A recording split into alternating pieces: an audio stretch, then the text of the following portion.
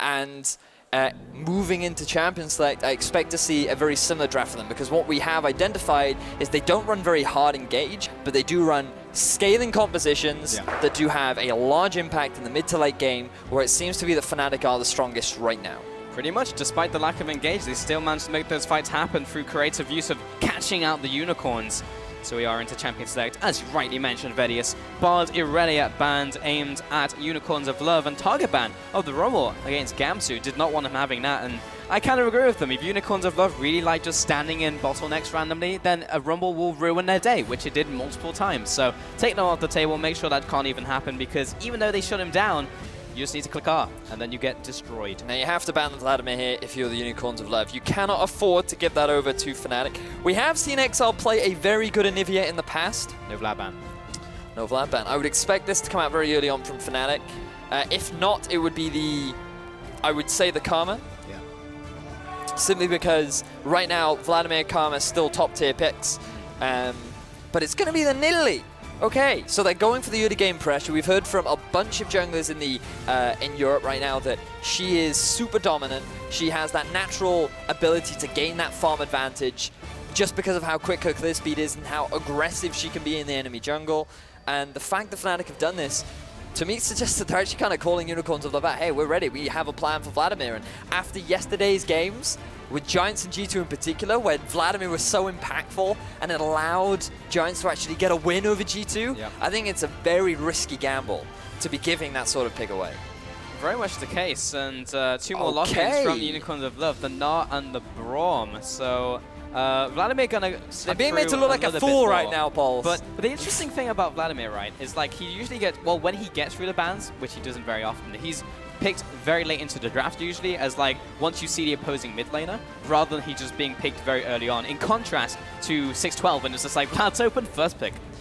I know, right? I mean, on 6-13, he did have some nerfs, which meant that his laning phase isn't as dominant. Having a chat with Deficio on the desk yesterday, he actually is a firm believer that right now there are better ways to deal with Vlad given his laning phase nerfs. But he's still insanely powerful in the mid to late game. Now, people still build him the same way, and that actually just makes him tankier. He has slightly less damage because of how they changed his passive around. But still, he just offers so much. The fact that he can just sit on the front line and soak up so much of the damage.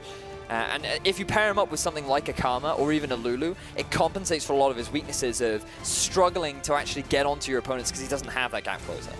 Well, there's the lock-in. So it will be Vlad over to Fnatic. So it's got to be an Anivia now for Unicorns of Love. They didn't ban it. They're on the red side. Exile has played it before. It is one of the picks that he has mentioned. He has been practicing. And it's just something that would make a lot of sense, especially against his composition right now that's very much about running towards you and can be quite easily kited. I mean, you have some sick synergy with Gnar as well. You bring up the wall and just slam the wall against it. Very rarely see a lot of those interactions, but maybe in this game.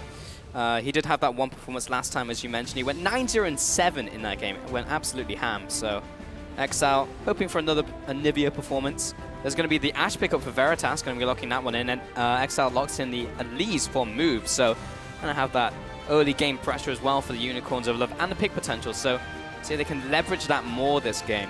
So if you're Fnatic right now, you could go for the Jhin. Something that they have definitely played in the past. Ezreal could be something a little bit safer if they want to continue with that. That is something that Reckless has put a lot of emphasis on. Especially seeing as with their Jhin, actually, they haven't won a game yet. They've picked it 2 times and both of them have been losses. Now, is that down to the Jhin pick or is that due to having a bad game? Right now, it was difficult to tell. Remains to be seen. Remains to be seen. Inconclusive. But they have a number of options. That Vayne is a bait. Do not fall for it. Just like the Taliyah was earlier on. Fnatic's whole goal is to set your expectations high to then quickly crush them. So the Ezreal going to go for the safe pick, and how could we forget about the Shen? So Fnatic are not only going to get themselves the Vladimir, but they're also going to get themselves a Shen and set up for a fantastic 1-3-1 style of play. You have great disengage with the Ezreal, the Karma, and the Nidalee. Really good at poking down from long range. And you can just allow this Vladimir to sit on a side lane and do crap tons of damage. Very few people are going to be able to deal with him, as well as the Shen, who can also sit on the side lane and do the same sort of thing. Man, look at that prediction. Anivia picked up. Nailed it. Exile. Absolutely nailed it. Unbelievable. We are the best analysts in the world. for you. It's almost like Anivia is one of the biggest counter picks to Vladimir. And Exile's played it before and hasn't played Varus. But yeah, so yeah, cool to see that one being picked up. And Unicorns of Love, we'll see how they utilize this composition. Again, with this picking potential. Yes, definitely about the pick potential. They have a lot more. They have very similar to the game before, somewhat of a well-rounded composition. It's a little bit more threat up in the top lane with the Gnar over the Shen. And they are going to lose that sort of global pressure that they had before. But neither team running the double teleport this time. So if we are going to see anything, the great thing about Vlad, though, is because he's running the Ghost, you can still put him in the side lane, 1-3-1. But in any case, we can hear the fans shouting, the coaches, they're going to shake hands. And this is definitely the time that you need to show your support. Yes, you do, as we're getting now into Game 2 here. But once again, you can see the players, you can see the compositions, and you can see the hashtags. So once you're done cheering here in the studio, you can jump on Twitter on your phones and punch in your votes, FNC win or UOL win. And if you are at home, of course, do the same. And we're checking in what you guys think later on into this one, into this series. But as you just said, this is Game 2 between these two teams. Fnatic one game up. Unicorns of Love, we need this win to even us up to a 1-1 and get at least 1 point on the week, because going home with a 2-0 after such a good performance yesterday would be heartbreaking. Both these two teams coming into the day with those 2-0s. We're getting into this game very shortly here, Vedius. The fans showing their support. I believe there was meant to be a cosplay battle today, but I heard from the cosplayers of Unicorns, no one turned up for Fnatic, so default GG. win. Wrecked. All right, ladies and gentlemen, Game 2 of this best of 2 series.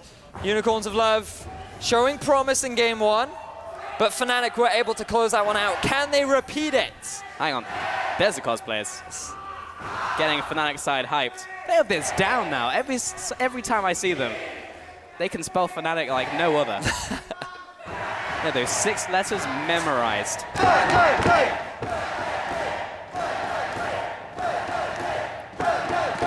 If that doesn't get you hyped, I don't know what will, Vedius. Definitely the You know what case. gets me hyped? Pauses. As we have one currently, so we're waiting for that one. Pause hype? Oh, man. Yeah, I mean, I've been hearing that so much this week watching SGDQ. Hype. They like to build the tension, is what I like to call it. Building up the tension, yeah, exactly. I want to allow the fans to cool down a little bit, because it's a long game. We had nearly 40 minutes in Game 1. Man, so that's not a long game when we have Origin in the league. It's like an average game in Europe. Yeah, very much an average game. It's quick when you end at like 35. Yeah, pretty much. That's not even wrong. Yeah, we are just waiting for a potential issue with Reckless, so we're waiting for that one to be resolved. And once he is all sorted out, and we'll be getting into game. All right, so let's use this as an opportunity to talk about the compositions once more. Oh, yes. Because once again, we see Fnatic going for a little bit more of a scaling composition with the Vladimir and the Ezreal. So they're saying, okay, 2 items and we're Gucci. We're going to wait till that point before we actually decide to pick fights. But the difference is this time, Spirit, he can be a lot more aggressive on that Nidalee. Perhaps he's the one going to be going for those very early level 3 ganks. He has good setup with the Shen in particular, because you land that Shadow Dash, makes it easier to land those spears and set up then for the initial play. However, on the Vladimir lane, not going to have any hard crowd control. And against an Anivia, who is pretty low mobile, you can look to put some pressure down, and especially during the early game, in that matchup in particular, the Vlad typically has the advantage. However, Spirit, if we are going to see any aggression, it will likely be up in the top lane, trying to shut down Chachi. Who, again, does have the advantage in this matchup because of the range, because of how much of a bully he can be.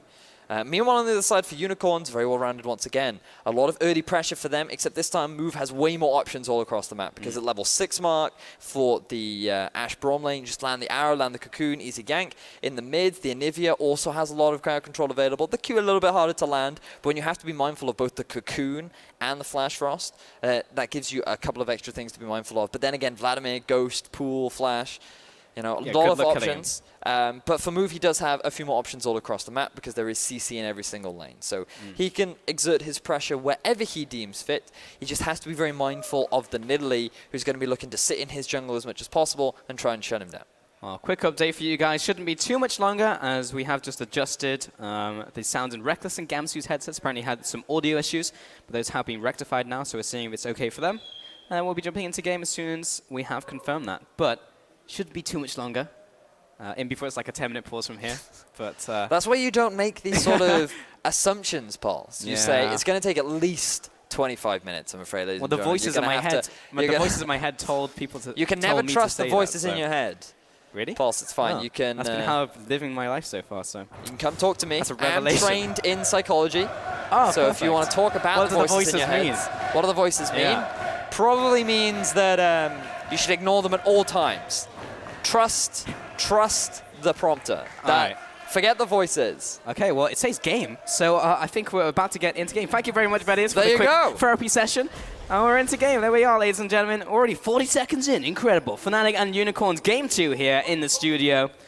And Spirit, he's lying in wait. So many times I've seen Eliza's in that exact spot just instantly get popped in like the early game. Oh, yeah. 5 people just collapsing We saw onto it in them. Challenger. We saw it from Giants in their very first game. I call it the Max debut. Yeah. That is not a good thing for a play to be named after you. You've got like the Insect, where it's like innovation, the Messiah as well, the TP in, instant Zhonya's. The Peke. The Peke, the Soaz, where you TP out of incredible circumstances, and then the Max Law, where you release on top jungle and die instantly on red side. Well, looks like Unicorns of Love going to go for the lane swap. 2 versus 2, a little bit rough for them. Ezreal, Karma can be quite oppressive. A lot of poke in the lane, a lot of wave clear. And typically Braum does struggle in the range matchup. So Unicorn's going to be trying to avoid that one.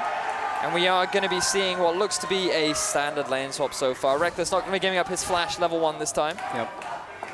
I would say that's a good thing. And Exile, yep, just laning off against him here. Anivia, Vlad matchup should be good for the Anivia, and especially as the laning phase from Vladimir has been nerfed battered a little bit in recent patches. So I just have to just notice that the Unicorns manager has joined the fans and is actually also getting involved in the hype, which is always great to see. Fantastic. The leader of the Unicorns. The leader of Pink. What is the collective term for a group of unicorns? Oh god. Because I feel like it would be a herd, but that's too like not majestic enough. You know? I'm gonna steal what on about this a one. a majestic herd. A majestic herd. Well, I don't know, you don't know, so tell us on Twitter. Because then it can turn into they're murdering their opponents. Oh, that's good. Majestically. That's decent. I don't know. Tweet at what is it, Vedius LOL and Riot Pulse. Tweet at us with some. What is a group of unicorns called? I genuinely want to know. All right. And then we have the lane swap. Oh, beautiful. I love this. Except that's both the same lane. It is. There we go. They fixed it. Great spot on the day, Pulse. So. It's like spot the difference, but with lane swaps. Spot the difference. Whoa, what's the difference? Well, the difference right now is that Yellow Star actually has much lower health than the enemy support, whereas it is Veritas that has actually tanked up the majority of the minion wave. But it looks like right now, for the time being, both towers are going to be going down at the same time. Exile, he is struggling a little bit in this lane. This is the obnoxious power of Vladimir early on, especially against an Anivia who just doesn't have the same sort of wave clear. Base stats are pretty good, but because you don't have an easy way to land your passive, it means that it's not that easy to trade. And if you burn all of your mana just constantly clearing waves, then it can become a little bit difficult. So now you're seeing what it's like to farm under turret on Anivia. And, oh, that's really unlucky for the minion turret, but he does a good job. But the fans, they are just... Man, they love farming. I've never seen that crowd so hyped over farming. They're actually shouting at each other now. Yeah, they are. It has literally fantastic. become a battle of the fans. I can't even tell who's winning. How do you judge this, though? Whoever's louder. Is that how it's determined? Yeah. I mean, the unicorns are definitely more colorful, but Fnatic, loud. Loud indeed. Well, got to call that one a draw. Well, call it a draw. We might have a tie in this game as well, and that would just be that would be perfect. See, that quote always reminds me of the Black Knight from Monty Python, where he loses his arms and legs, and he's just like, right, we'll call it a draw. I just got pinged in my ear, and a group of unicorns is called a blessing, and I don't know if that's legit. I don't know who told me that. No, that's when Deficio graces us with his presence. That's, oh yeah, that's it comes from Deficio. That would be something. Yeah, I don't know if that's scientifically accurate, but I'm going to believe you because it's in the prompter. So it is, and we have to trust the prompter. Ruh-roh. Unicorns of Love, they're coming in here. And Fevin's going to back off, and that was a very anticlimactic. That was probably the most anticlimactic collapse I've ever seen, but it will give a chance for Exile to go back to base. Nope, he's going to stay. So we're going to be tri-laning mid now. Apparently Google said so I have faith in Google. Right, so interesting actual setup for the lane swap right now, because typically what you would do is you would send Reckless and Yellowstar to the other side of the map, because it is quite dangerous to have your top laner push past the river, and typically what you want to have is the bounce. So then what will happen is Reckless and Yellowstar will move up to the top. They'll soak up the farm that's pushing towards them. They will then push it in towards the tower, and you'll trade the towers back. But what has actually happened for Gamsu is he is going to be able to soak up the farm. Coming in from Chachi. And they've actually sent Reckless into the bottom lane, and that's allowing him to accrue quite a big farm advantage. But because he wasn't able to get the successful freeze off, Veritas and Hylissang are now going to soak this one up. And they're likely going to be pushing it back, while Chachi, he's just going to be receiving all this farm, which he's going to be perfectly happy with. So we're not going to see the standard tower swap for tower swap. We're actually now reverting to standard lanes. We're all playing sponges right now, soak up all that farm. And that's basically the name of the game. So Spirit on his way into the top lane has been spotted by a ward. And Chachi's already on his way out, and he will hop to victory. And Spirit will back away. A little bit sad, Cougar, but may try and take away camp. But the wall comes down from Chachi, so that's even been stopped as well. So Move can farm in peace. There's going to be no Cougars to interrupt his farming session. Cool. If there were any Pokemon Go fans, they'd be following Nidalee around. Oh, is that a wild Persian in the loose? That'd be crazy as well. Super rare. Almost caught me out outside the studio, but unfortunately escaped me. Mid lane, Febvin is good to go. In his laning phase, it's actually not too bad for Vladimir. He's actually ahead in farm over Exile so far. Yeah, that's a result from the early game where he was able to put all that pressure down, but now the lane shifts a little bit more in Exile's favor because he can just constantly wave clear. And if Vlad ever tries to be aggressive once more, you just chuck the ultimate down, and he then has to choose whether or not he pulls the initial E that comes in. But if he does that, then he's going to eat a Flash Frost the moment he comes out of the pool, and then he's going to take more damage. So it's just one of those things where it kind of sucks to Vladimir at this point. So, as you see, every time he walks up, he eats that, and constantly Exile's going to be able to match the pressure that he's trying to put down. So, painful. That's how this lane goes. He's not being stopped from farming, so you're never going to stop a Vlad farming, unfortunately. Yeah. He has way too much wave clear. Kind of sad. Yellowstar, he's going back into the bot lane. Level 3 has been on the roaming mission, pacing down some wards. And this is a fairly quiet early game in very much contrast to the first game where it was just fighting from minute one. Look at Move. Hylissang, level 4, doesn't have the ultimate, and a lot of disengage for Fnatic as well. Patient Move. Will walk away. He's given up. Moving away. He is. He is impatient. So that's the end of that one. Basically equal farm in bot lane. Spoke about mid lane. Top lane, slight advantage to Chachi, as expected, also because of how the waves worked out, but it's Gnar versus Shen, so it's hard for Shen to get in range without just eating so much damage from Hyper. Yeah. And Spirit was attempting under the gank top side, but Chachi's already on his way back to tower. And this is going to be a blue buff going over. So pretty much everything's equal right now on the map, Vedius. Yep. We have to look towards mid-game now and see what can happen. Has the dynamic changed much from the first game in terms of how both teams are going to seek out victory? Not really. I mean, Fnatic again, low hard crowd control composition. They have the Shen taunt flank for an engage if they want it. But have a look at Spirit. He's coming in for the gank in the top. Chachi going super aggressive. Yeah, the hop into Crunch. And now he's very overextended, as you just mentioned. There's the Gnar ultimate, and Gamsu will chase after. May have to be a little bit careful here. Finally, Spirit will finish him off for first blood. Nice takedown to finish off Chachi. Mid lane Unicorns going to respond with a push in the mid lane. They may be able to put some damage onto the tower, but rotation from Yellowstar. Chachi doesn't even bother using his flash. He realizes that it is in vain wasting that summoner spell. He may use his teleport now to pick up all that farm that's coming towards him in the top, which does mean that Fnatic will have a lot more global pressure, and this is actually what we saw in Game 1, which they did a good job of punishing. Now Exile going for the aggressive play on the yellow. That was a lot of damage out from Exile. If he'd landed the Flash Frost as well, that may have almost been a kill. He had a well, he did. He landed initially to then follow up from the... Oh, did he? Yeah. Okay. So Exile just demonstrating the power of Anivia early on. Well, but it's also level 8 to level 4, so... True. Cheating a little bit. But yeah, there's the teleport out from Chachi as well. He wanted to soak up all the farm in the top lane. Going to continue to build up a pretty big CS advantage, but he realized that he went too aggressive onto Gamsu. He knew he would have won that 1v1, especially with the Spirit's Refuge down. And then he just didn't respect the idea that Spirit could be waiting in the flanks to potentially come for the collapse. So Fnatic going to be picking themselves up first blood. Already a better early game than the previous. And now Chachi, because the wave has been pushed towards Gamsu, he doesn't really have anywhere to go, so he's looking for a potential roam in the mid. A lot of members converging on the mid lane. Instant Sanguine pull in from Feathervin. Unicorns are not going to start off the first dragon. It's going to be the Mountain Dragon.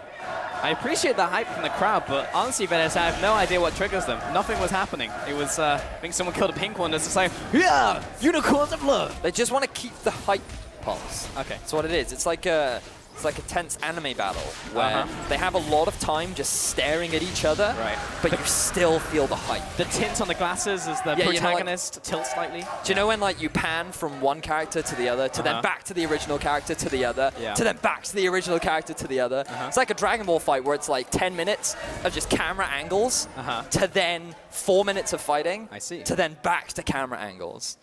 And that's what's happening right now, because they're just emphasizing the hype as we change camera angles. Okay. Unfortunately, we didn't have a fight though. It was it's all but it's all building up. That's the point. We're getting there. Like it would be a crap anime fight if it just happened, Pulse. God damn. You're not wrong. It's all about the build-up. Unicorns are collapsing on mid lane, and they still have this mini wave, so we'll take it out fairly quickly. That's Sanguine, or rather the Hemo play from Feathervin landing onto 4. That's going to give him all of the health back in the world before having to go back into pool.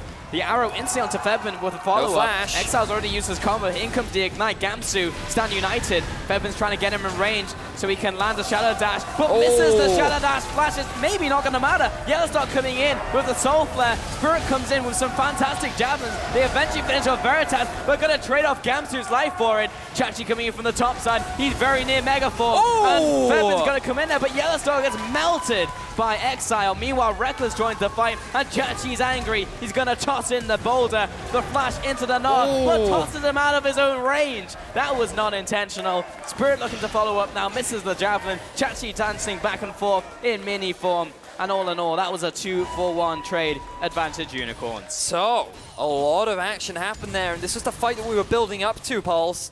Unicorns have left, they get themselves the mid turret. Really good wall from Exile to actually cut off the escape from Feathervin after he burnt his flash earlier on. Meant that he had very few ways to escape. What Unicorns of Love weren't expecting was the actual collapse coming out from the rest. So there's the arrow down to Feathervin. They feel like they can go for the kill, but unfortunately that miss right there from Hylissang was the reason why they couldn't get the overall collapse. Veritas takes a lot of damage, but Gamsu fails the flash Shadow Dash. Things are looking pretty bad for Veritas right now, but he actually stays alive for a surprisingly long amount of time, able to get a lot of damage down. Exile ends up using his damage to enable the trade back and forth, and great flash play from Exile, knowing exactly his damage limits. And then when Reckless joins the fight, it goes back and forth. Unicorns are a little bit hesitant, and Chachi just misplays the ultimate just a little bit. Could have gotten that kill onto Feathervin, but unfortunately for him, wasn't able to quite land it. But as you rightly said, 2-for-1 in favor of Unicorns, getting the fight that they wanted. Indeed. A lot of unfortunate things happening in that team fight. Unfortunately, the missed Shadow Dash flash, which honestly I don't think there could have been any place else around him that he could have gone that wouldn't have hit anyone. There was literally 4 people there and managed to find the one spot where there wasn't a person. Spirit is chasing after Chachi. Look at that, that's way more than I expected. That's total attack will finish him off. I was not expecting that burst from Spirit for that one-on-one. Chachi was never even going to get out alive, and he just managed to get back to his tower. Is the only word I can use to describe that. Level 10 Nidalee to a level 8 Chachi. Level 11 now. Who, Black Cleaver completed. You have absolutely no magic resistance. You don't have your flash available. You don't have any members of your team to help support you. Going too aggressive in your half of the map that you have no vision over results in a free kill going over to Spirit, who right now on this Nidalee is looking somewhat terrifying. 2-0-1. First pick as well, no less, from Fnatic, allowing that one to go over to Spirit. And we just know how good he is on that champion. It's just surprising to see that pick go over to him. 4 games on that one so far, and all wins. So, yeah, risky play. A bold play, you would say, from Unicorns of Love. I would say let's see if it pays off, but currently it is not, because Spirit has assisted in every single kill so far. That's what happens when a wild Meowth appears and you don't have any Pokeballs. You get wrecked. You get wrecked. That is a life skill right there. I did not realize that the Soul Flare also goes onto terrain. That looked really cool. Thanks. Great color. I am the best analyst there ever was. Ooh, pretty colors. Will be the very best. So, or what, like no one ever was? Exactly. Oh, man. Right, so red being stolen away from Move. 3 members strong. Unicorns have realized that the bottom half of the map belongs to them. But the red buff gets reset. And now Gamsu coming in for a potential steal away. The rest of Fnatic actually coming in for a potential clap. No! Gamsu! Really? You even have Smite Move. That was shocking. I was just going to make a joke as well. It's just like, oh, he's not going to throw a Vorpal Blade in there, is he? And then Twilight Assault auto attack kills it. Man, that feels super bad. Big oops. Now look in the mids. Exile, good wall again.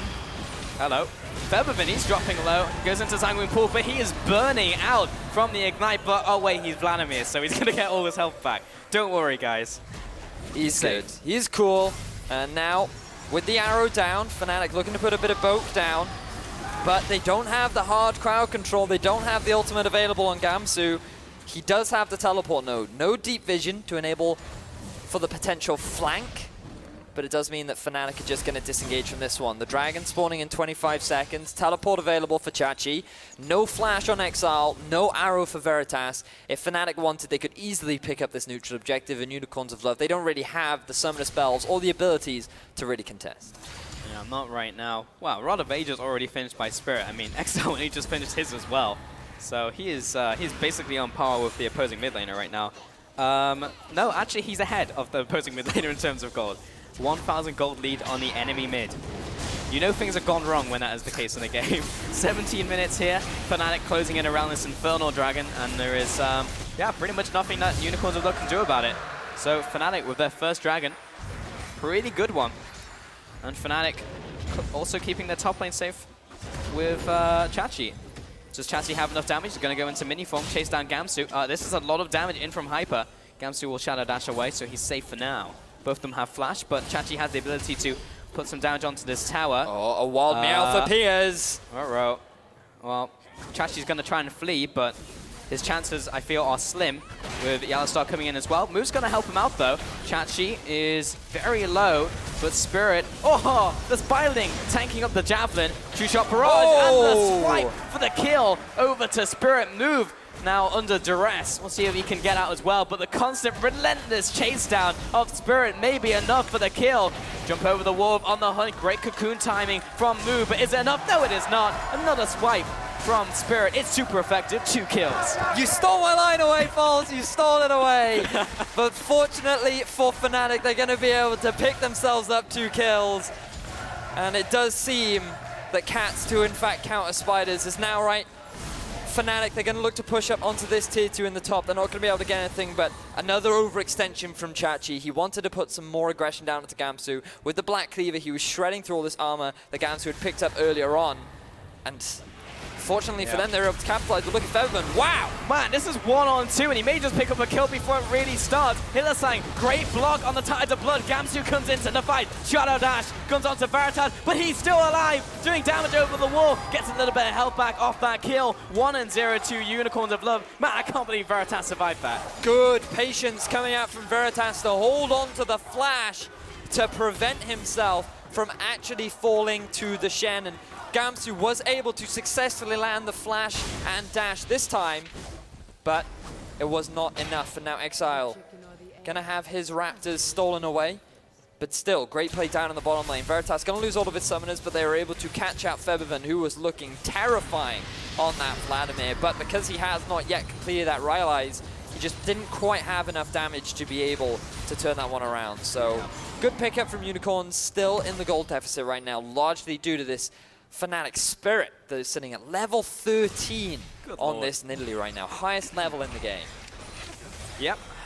In solo queue, this is where you would say open mid, but Unicorns of Love still have a very good chance to get back into this game. No, also have to in this game, I'd be like, who has a fighting type right now? Because they're super effective against normals. That's true. They do. Yeah, they really need that type advantage, but Spirit has it so far.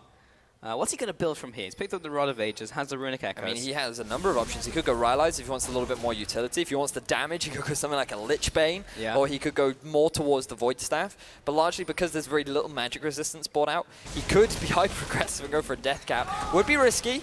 Zhonya's perhaps the more safer approach, as he's going to guarantee himself the blue buff, as well as force the flash out of Hylissang. And that was just way too overconfident from Unicorns. There's no way you can honestly contest Spirit when trying to fight for that blue. Yeah, that was just a little too deep, and having to burn the flash and support as well. So vital for a Braum if he wants to re-engage. Unicorns of Love all sat in the mid lane. Great arrow onto Reckless. He's just dead before he gets out of the CC chain. Yellowstar has to flash away as well. Unicorns just coming back in this game so hard. This was the pick potential we were talking so much about from this Ashe pick. We wanted to see it more in game 1. We were hoping to see it in game 2, and finally they're able to get it onto a key target. Now they're posturing around the Baron. 20 minutes into the game, this is super risky. Spirit takes a pounding from Exile. Hylissang's trying to chase them back. Chachi's there as well, trying to get this proc up on the concussive blow. Spirit should be away, or maybe not, with the ultimate in from Hylissang, but no one quite in range, unfortunately. And Unicorn of Love will back away. They're pinging towards the Baron. Actually, that's Fnatic, so they're thinking Unicorns of Love may go for this one, but yeah, True Shot Barrage will check it out, but I don't think they're going to be that ballsy this game. I mean, to be fair, they tried it last game, so I wouldn't put it past them. Ooh, look at Spirit. Oh, good trap to a spot out move, who's still level 10 to 14 of Spirit. Oh man, that's absolutely insane right now. The wave got pushed up in the bottom lane that's just going to be wasted in the turret. That's going to result in an even bigger experience advantage going over to Gamsu as well. And Fnatic are playing the map so well. Yes, Unicorns of Love, they got themselves a pick, but they got nothing from that pick onto Reckless other than that extra kill gold. And sure, they ruined his KDA, but in terms of the map pressure, Fnatic were the ones that came out ahead. 5-4 currently. Slight advantage in terms of gold to Fnatic. Towers are even 22 minutes in. Very different state of affairs from the first game. And remember, Fnatic still have that first win. But yeah, I still don't know if it was worth giving that Nidalee over to Spirit, honestly. I'm not sure if the rest of the bans were worth it from the Unicorns. I mean, it's always a gamble with the Nidalee, because you have to remember that towards the late game, her impact in team fights is actually very minimal. Yeah. Unless you're having constant skirmishes throughout the game, which, given that Fnatic typically do play rather long games, it does have risks associated to it. So if you can mitigate the early sort of pressure that Nidalee can put down, what they didn't account for was how quickly Spirit was farming and how quickly he was turning into this massive mid-game monster. And to be fair to him, picking up 4 kills, having another very impressive performance. He did a very similar thing on the Olaf. I was someone that was critiquing him last week for very suboptimal jungling, and his pathing was very strange. I mean, I'll never forget the gift that he gave to Giants, just walking into Maxwell's jungle and giving away first blood at level 3. To change that around in such a short amount of time, this is more the Spirit that we were expecting. Oh yeah.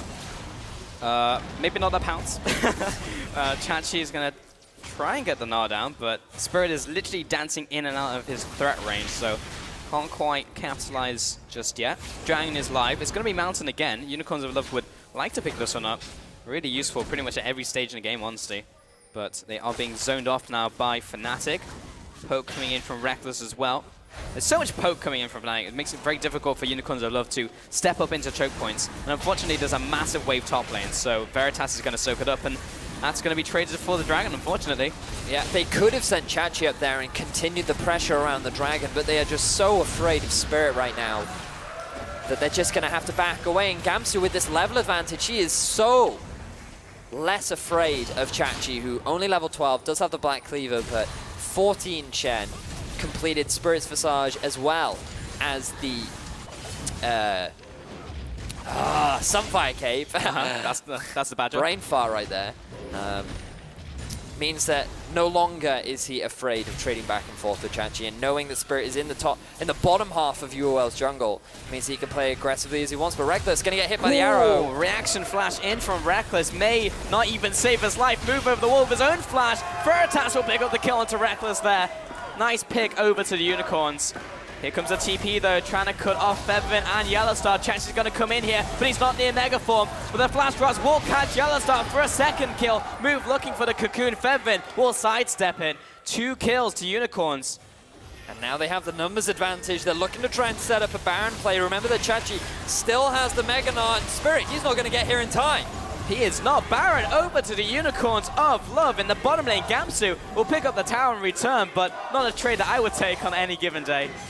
Reckless going for the greedy red buff. Felt like that Fnatic was so far ahead that he could risk it. Was not respecting the pick potential from Veritas. He gets eaten by the... Well, he's forced to use the flash from that ultimate, but that allows Hylissang to land that very nice Glacial Fissure to then follow up by the Cocoon.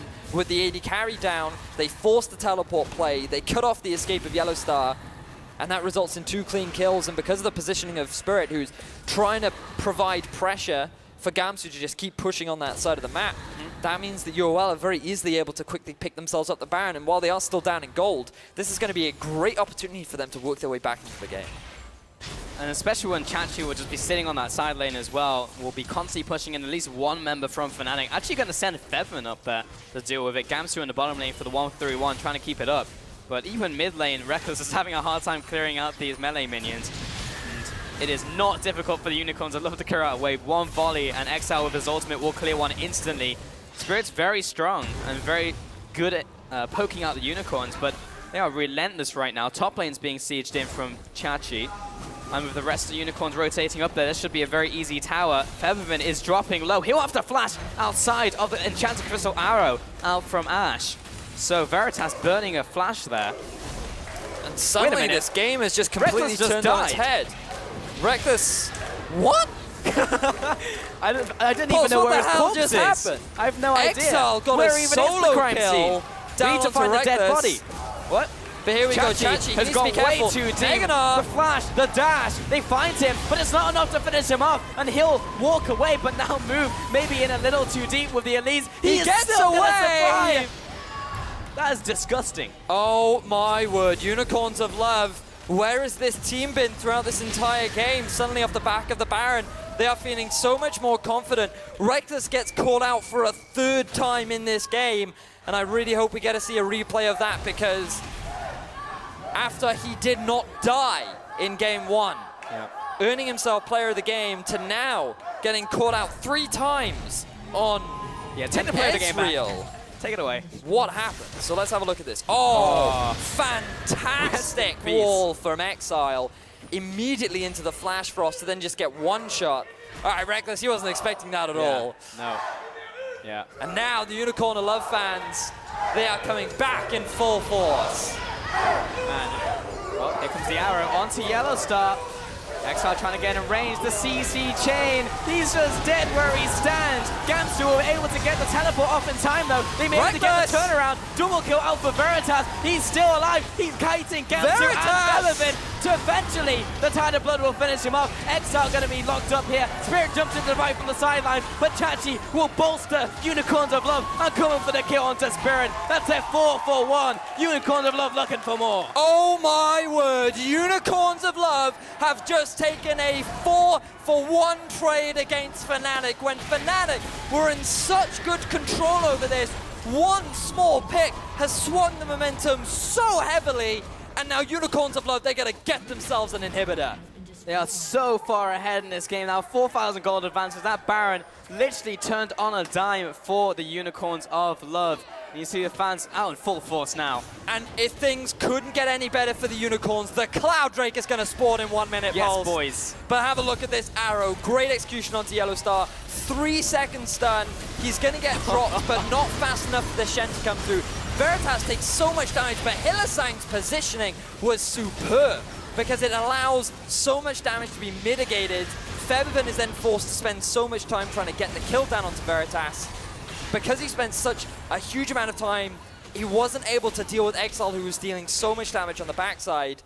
And then Spirit, this is the impact. He can't have that same sort of pressure in these late game 5v5 team fights where he can only go onto a single target. He has to be very mindful of when he dives in because he doesn't have that many defensive stats. Yeah. He didn't decide to go for the Rylai's early. Yes, he has a lot of health, he has a lot of damage, But, ooh, Arrow going to come out onto... Warning shot. I think he was aiming for Spirit. Wasn't able to land it, but now he's Spirit, being no chased down. flash. Move will hit him with a cocoon. Oh and my Spirit, god, Reckless he is may dead! just go down here. Feathervin is trying to help out, but yeah, Reckless just died on the sidelines as well. Feathervin will go into Sanguine Pool. Always feels like he has to fight here. He comes back up and instantly goes back down.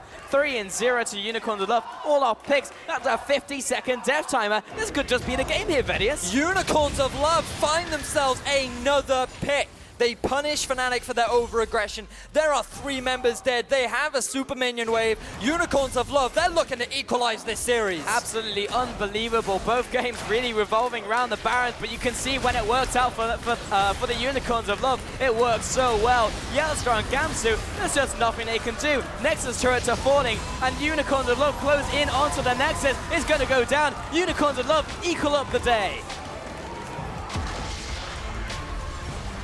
The Unicorns of Love take a 1-1 with Fnatic. And you can see the fans are so happy about the fact the Unicorns get themselves the win. Really impressive stuff from them. The team huddle and the war leader himself. The Fnatic manager coming in there. Really getting the crowd revved up. This was just such a fantastic game. And a 1-1 on the day. I think pretty much all the fans can be happy with the result. Both of them got a win. Definitely a blessing. Yeah. After that performance. For sure. But I mean, Unicorns, what was up with this series, Pulse? Because game 1, they had the early advantage, threw it away. Game 2, Fnatic had the early advantage and they threw it away.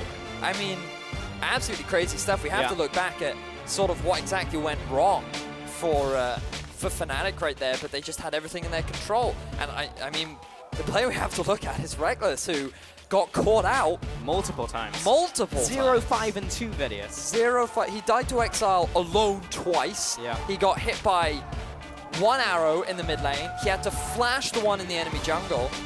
A lot of his mispositioning and the fact that he kept getting caught out was a large reason as to why Unicorns were able to find their advantage. And they were able to tie up the series. Yeah. The player of the game went to his head. Unfortunately. Apparently so. That's not what happened, but... I mean, Spirit did so much work in that game, too. Yeah. Like, I thought Fnatic were just going to win that game based on Spirit's mid lane. He was 4-0 up until this point. Unfortunately, his perfect record has now been tarnished. He was level 16. The only other person that met that was Anivia. On the opposite who side. Had 286 farm. Yeah. Yeah, props to Exile this game. He has really stepped up on these control mages as well. And yeah. Gnar did more damage than the anyone. Weird stat, but there we go. Still though. Wow, you're not wrong. To be fair to the Unicorns, they did a great job of capitalizing on the advantages that they had. They get 2 picks, they turn it into a Baron, they keep up with their aggression. Reckless gets picked off again, they get turret after turret after turret. And things just snowball after that. I mean, 1 inhibitor in the end of the game, 30 minutes in. Pretty much. That was like, what, the fastest game in Europe? No, obviously. But crazy stuff. Yeah. Also props to Veritas. I mean, we're talking about how he was stepping up coming into the week, and I think what really shone for me was like one of those fights we saw in mid-game where he was just like kiting both bruisers at the same time with Ashe, and it was just like, that's really good. And like something we weren't expecting out from Veritas early on to the week. So impressed by a lot of what Unicorns of Love were doing. We also have to highlight some of their weaknesses though in game 1 in terms of decision making. Funny enough, it was also around that Baron where they kind of threw the game. But in game 2, it was just the capitalization. And yes, it was also mistakes from Fnatic, but both teams able to punish at the right times, you know? Yeah, I mean, just overall, a very entertaining series. Yeah. I think the fans can be happy with what they saw. Obviously, it's one of those... oh, hey, they won, but they also both lost. Yeah. But so everyone's happy, sort of. But everyone's sad. But everyone's sad. So, yeah, the things we need to highlight are really game 1, Unicorns of Love. It does seem that their decision making was a little bit whack. A part of me wants to say that it was because it was early on in the morning. It was a bit of a warm-up game. They quickly identified their mistakes, and in game 2, they rectified them. However, their early game was then appalling. They were playing a little bit too safe, and they were just getting pushed around by the Nidalee. And then in game 2, it just seemed Fnatic. I don't know what happened to Reckless. He got caught out way too much. I just don't know. Well, I was very impressed with Veritas' player, so we're going to hear from the man himself because he is standing by with Sifa. That's good.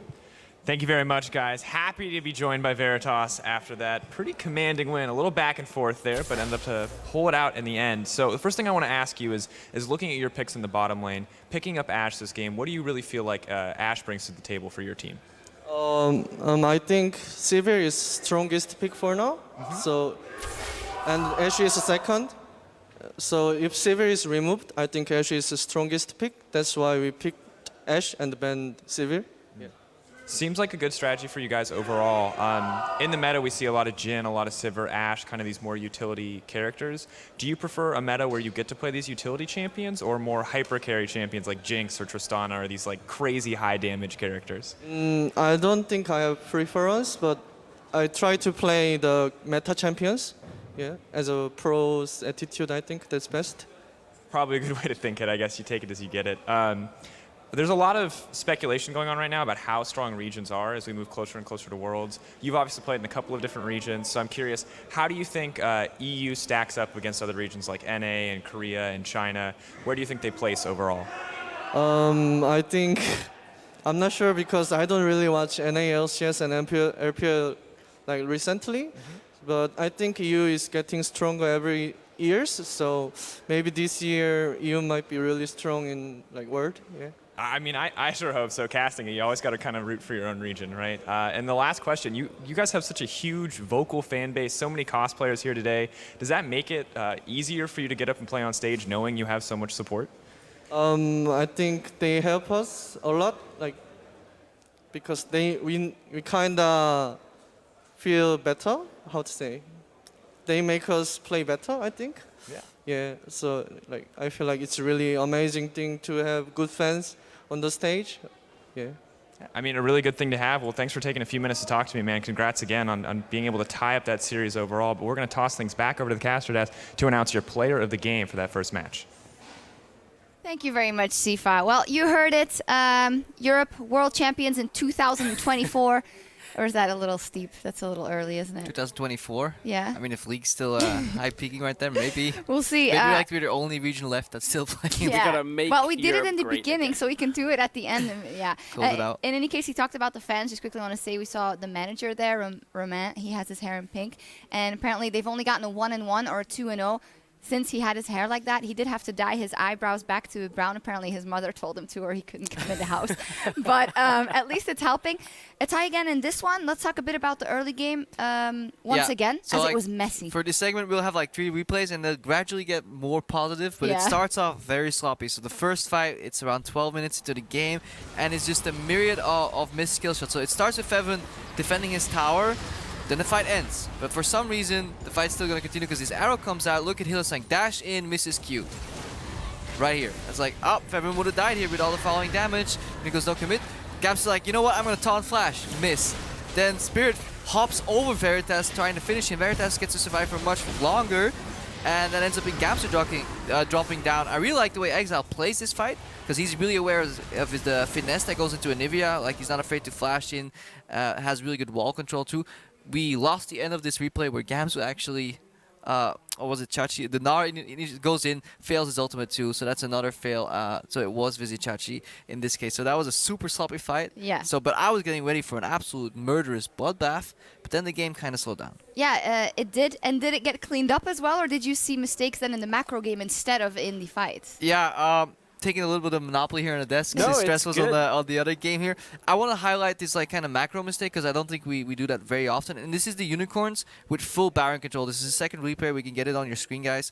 And the whole premise is like, if you look on the minimap, they have complete fog of war advantage over at Baron, yet they path into Dragon. Like, Fnatic right now is so happy that the Unicorns are doing this because they can actually fight them. Look, Fevin has access from the left side, and the Unicorns get zoned out. And they lose minion priority. We look at that area, it's completely barren of any vision. So technically what the Unicorns could have done there, after they had mid push, is just path into Baron, get a bait, land another arrow, but what instead they do with their minion wave advantage is path into Dragon and get zoned out. So they lose the map there with the wrong move. And I think that's what we need to start criticizing teams more of. Because if you do this on the stage, like against a good team, like you can't afford to make these mistakes. Apparently, though, there's no team that actually punishes any team for it, or... Yeah, I mean, we don't know, because right there, if Reckless doesn't face check right after and gets hit by an arrow, then the game could have looked entirely different. Because Unicorns, ironically, a minute after this play, take Baron. Yeah, we have to talk about that, though. Reckless, after being player of the game last game around, just getting caught out so many times. I mean, was it the circumstances? Did he feel like he had to force something here, or...? I mean, from what I could see, it was a couple of arrows kind of catching him astray, a couple of picks out using the Anivia as well. So those were just good I think catches. Stress hit it on the nail on the head on the last point there. It was the Anivia walls too. So like, again, that vision control that we saw in that Baron area, Unicorns of Love had that throughout the majority of the game, which means like you didn't see the arrows coming as early. Reckless had to flash, and then sometimes from Fog of War, it was the Anivia Q combo from Exile, and he's really proficient at making that stick. And that's honestly what Unicorns were doing well. They were making better picks and punishing Fnatic for not having the best map control. And I really liked the way they did that. I just wanted to scrutinize them just a little bit. Hope they optimize it. Yeah, maybe they watch it and they improve for next week. Also, you wanted to take a look at the final fight, because obviously we don't only want to rag on the Unicorns of Love. They did great. The game. They have a lot of phases just like this. Arrow comes out, follow up, chain CC, like look at this fight. Hylissang has his Braum here into Ezreal. Guess what's he gonna do? Block the ulti, you know, peel for Veritas. Somehow this guy managed to survive so long. He's now dragging 2 members to try and finish him off, whereas he should have been dead already.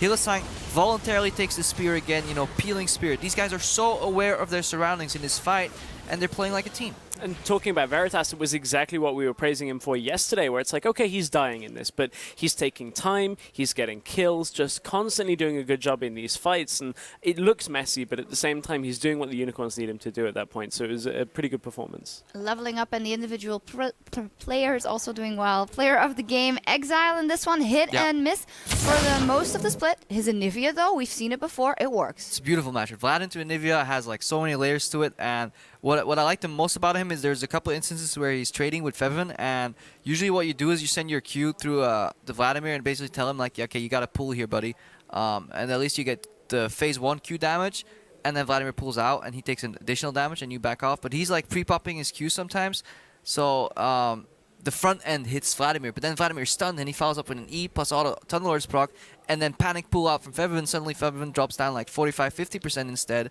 It's like then he uses his walls really well. Like he really knows how to play this champion. You know what we need? We need like a cam only on the mid lane, maybe with some experts. Don't look at me. Give me the bot lane cam. If we're gonna do that, NA has mid lane. I want the bot lane cam. You want the bot lane cam. Let's take a look over on EOL CS1 on that cam. Vitality 2-0'd Origin in convincing fashion. Origin didn't manage to pull a backstress. No, they couldn't. Cabochard put his authority on this game straight away, so we had a bit of a weird play first blood where Origin started the play. Shook managed to get it. Cabo then solo killed up in the top lane in the 1v1 just before they hit level 6, but Vitality kind of played into double TP really badly in the early game. That's where you saw the play catching them out. But from there, Vitality managed to get themselves back into the lead, and it wasn't particularly close after that. At no point could Origin really handle this 3-lane setup with the Rise, with the Aurelia. It was just too strong. Origin couldn't really wave clear enough with the Victor out in the side lanes, and then got punished because Paravel was trying to TP back in, but it never really matched up.